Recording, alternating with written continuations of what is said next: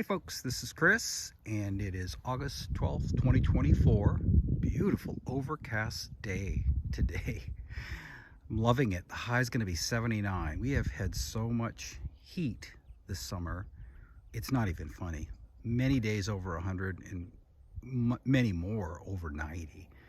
So this is Grantham's Royal, and a few of us have been kind of speculating that this might be the same as Biphero Zeus. It has a classic shape for the leaves that kind of, I'll show you what it looks like. So that's Grantham's Royal. I haven't fruited it yet, but it's from a reliable source. So that's the leaf pattern. Let's go down and look at Biphero Zeus.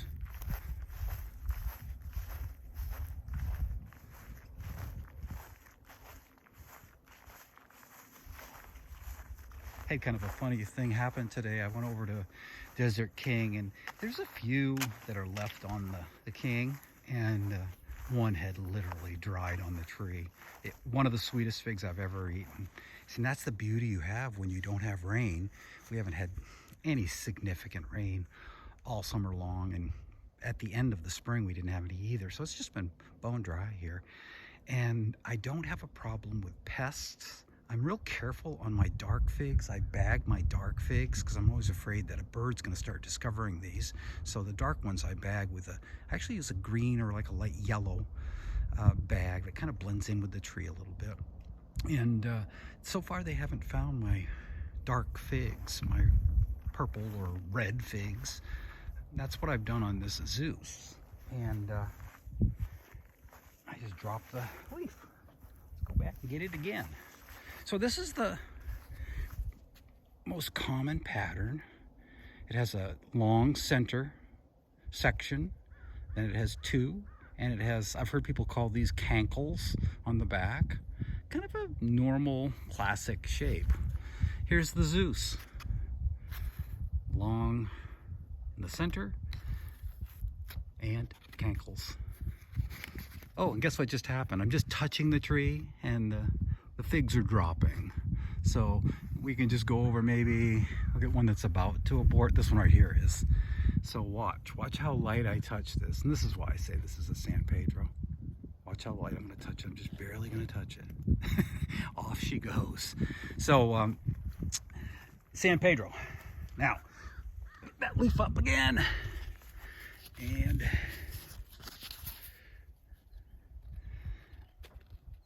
there is Grantham's Royal, and there's the Zeus. Okay, Grantham's is known to be a San Pedro fig as well, and will drop its main crop. I don't have any main crop on mine because my tree is so small. But the figs, I've seen pictures of the figs, they look really similar. So over the next couple of years, I'm gonna try to see if these are the same. And if they turn out to be the same, that really isn't a bad thing, because this is a fantastic variety. And if it is the exact same as Grantham's Royal, I'm glad to have two of them in my orchard. That was kind of neat. I didn't expect to find something that was going to abort right there and show you how easy it is. Yeah, let's see. Now, so this is kind of what I'm saying. This has got kind of a reddish purple color. It's ready to pick. But I'm trying to blend it in. That bag is kind of a green bag that's kind of turning yellow. Same with the one behind it. Those are perfect. Those are ready to pick today. Let's look at this main crop. Oh, that was tough. That was tough. That's why you don't have to take them off. They'll just fall off. There's one breva that's left, and there's one in there. Not ready. So that's today's thought. Are they the same? Biphero Zeus and Grantham's Royal. Are they both San Pedros, and are they the same? If they're not exactly the same, they may be so similar that you only need one of them. You don't need both of them, especially if you're in a place where you don't have a ton of space to put trees in ground. I picked a DK today off of this tree, and it was pure candy. And see, this we're not even bagging. So this isn't bagged. I mean, it's just drying on the tree. You can see that wrinkling. There's no ants. Fortunately, we don't have ants as a problem here. Now, there's one up above, really yellow. I'm gonna go up there. It's barely can reach it with the camera in my hand. All right, tore it, but that's okay. All right, let's take a look at it. Got a little part of something on my finger there, or my thumb. I mean, you can see how soft it is. I'm gonna just bite it and let you see the other half. Okay. That's what it looks like. So when you don't have moisture to worry about, you're not worrying about any kind of molding going on. You're not worried about fruit flies. You're not worried about most pests. I've been very, very lucky squirrel-wise here too, knock on wood. When you have all these things going for you, you can just let them hang on the tree and dry. And it's just incredible. I'll bite a part of this. And there's the princess up there, Sasha. She's up by my corkies. And I just raised up the saucer around it and put on some fir pebble bark and put a larger cage on it. So I'm starting to give it a little love.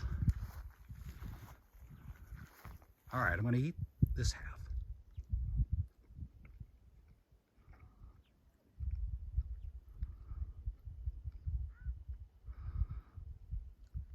Oh, it's just so good. I think this one might be a little more appealing to most people's taste buds because this isn't that super candy. This is like before it gets to that point. But it's an incredible fig. I mean, if you got one place for one tree in the Pacific Northwest, it's Desert King. Don't even mess around with anything else. Okay. I'm a happy camper.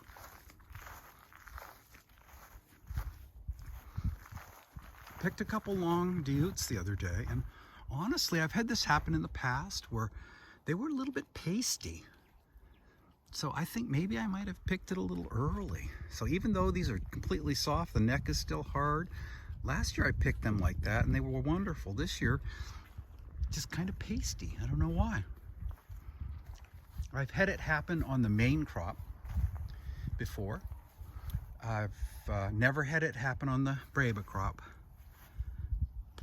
where they become pasty. Let's see if I can find a really good one. We'll open it up and I'll show you what it looks like if it's going to taste pasty. It's got a real distinct look. I think that might be the best one. I'm going to try to get you the best one. So you can see, so far that one in the middle is the best. Tactile. I like the tactile nature of figs. All right, I'm gonna go with this one. Yeah, it almost has a feeling like it might be a little hollow feeling, and that's when I'm noticing that they're pasty. All right, let's see if I can do this. Bear with me here. I know this is not the best way to do this, but this is just spur of the moment. None of this stuff is scripted. I'm just walking in my orchard. You're kind of hanging out with me. Okay, the bag is finally off. Wants to hang on by a couple threads. All right, there it is.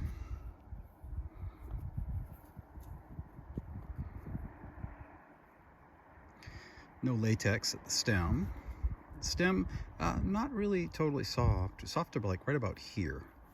So let's go ahead and open it up.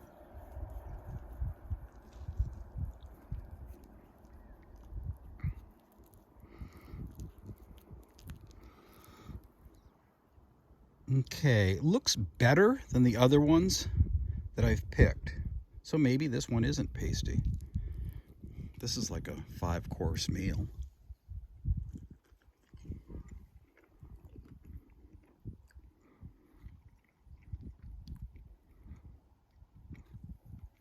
Okay, not pasty at all. So I think it's a little further along. So you might have to let these hang quite a while, which would be really difficult to do in a wet place. because, you know, they'd go bad. They'd mold and bugs would get at them. So it really is suited for a dry climate. I think Longview is suited for a dry climate. And you could probably get some figs if you were in a wet climate, but I think it would be a challenge to consistently get them to ripen properly because the fig is just ginormous. Okay, another bite.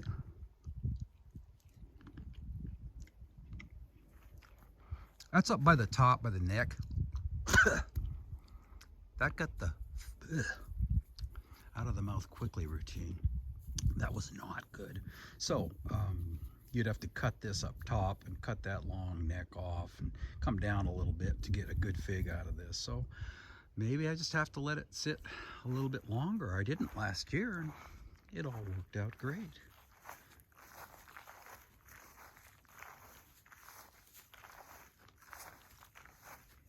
Yeah, that's just not good. First bite was okay, but nowhere near like last year. So why? You know, we've had plenty of heat. We've had plenty of sun. I haven't overwatered the tree.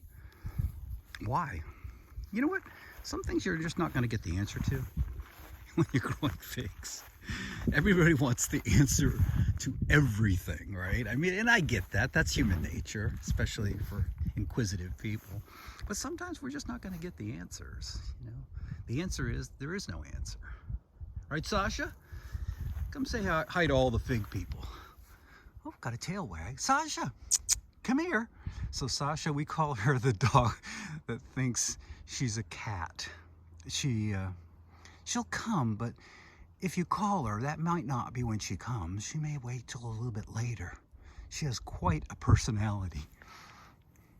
Hi. Sit down. Maybe let me come up to her without taking off. How's my girl? How's my little girl? Happy? You glad to be at the lake, honey? Well, yeah. This really was a video about Sasha all along. The whole fig thing was a front. Hey, thanks for watching. We'll see you on the next one.